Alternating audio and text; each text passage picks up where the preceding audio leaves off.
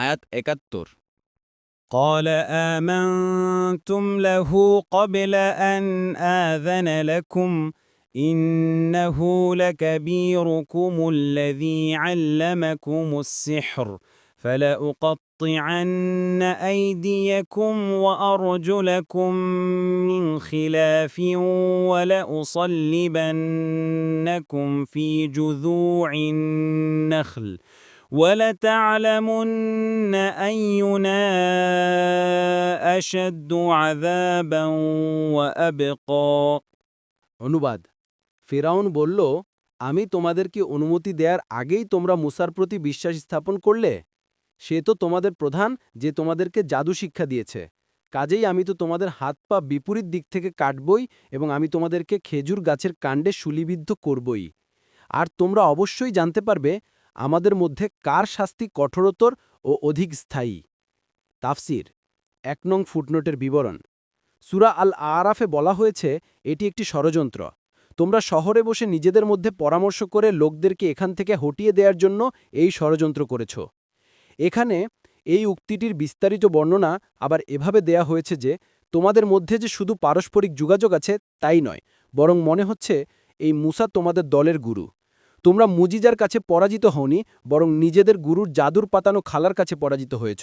বোঝা যাচ্ছে তোমরা নিজেদের মধ্যে এ মর্মে পরামর্শ করে এসেছ যে নিজেদের গুরুর শ্রেষ্ঠত্ব প্রমাণ করে এবং একে তার নবুয়তের প্রমাণ হিসেবে পেশ করবে।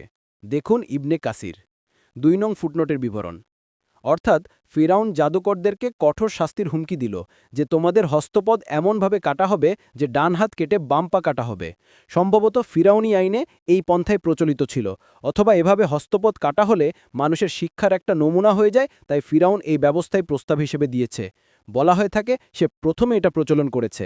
ইবনে কাসির ৩ নং ফুটনোটের বিবরণ। শুলিবিদ্ধ করার প্রাচীন পদ্ধতি ছিল নিম্নরূপ: একটি লম্বা কড়িকাঠ মাটিতে গেড়ে দেয়া হতো অথবা পুরাতন গাছের গুড়ি এ কাজে ব্যবহৃত হতো। এর মাথার উপর একটি তক্তা আড়াআড়িভাবে বেঁধে দেয়া হতো। অপরাধীকে উপরে উঠিয়ে তার ২ হাত ছড়িয়ে দিয়ে তক্তার গায়ে পেরেক মেরে আটকে দেয়া হতো। এভাবে অপরাধী তক্তার সাথে ঝুলতে থাকত এবং ঘণ্টার পর ঘণ্টা কাতরাতে কাতরাতে মৃত্যুবরণ করত। লোকদের শিক্ষালাভের জন্য শুলির দণ্ড প্রাপ্তকে এভাবে দীর্ঘদিন পর্যন্ত ঝুলিয়ে রাখা হতো। ফিরাউনও তাই বলছিল যে হস্তপদ কাটার পর তোমাদেরকে খরজুর বৃক্ষের শুলে চড়ানো হবে, ক্ষুধা ও পিপাসায় না মরা পর্যন্ত তোমরা ঝুলে থাকবে।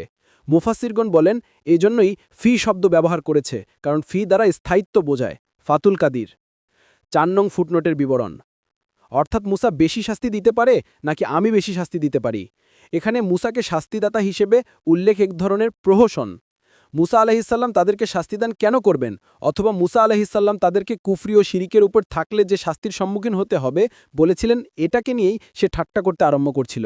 অথবা এখানে মুসা বলে মুসার রবকে বোঝানো হয়েছে। ফাতুল কাদির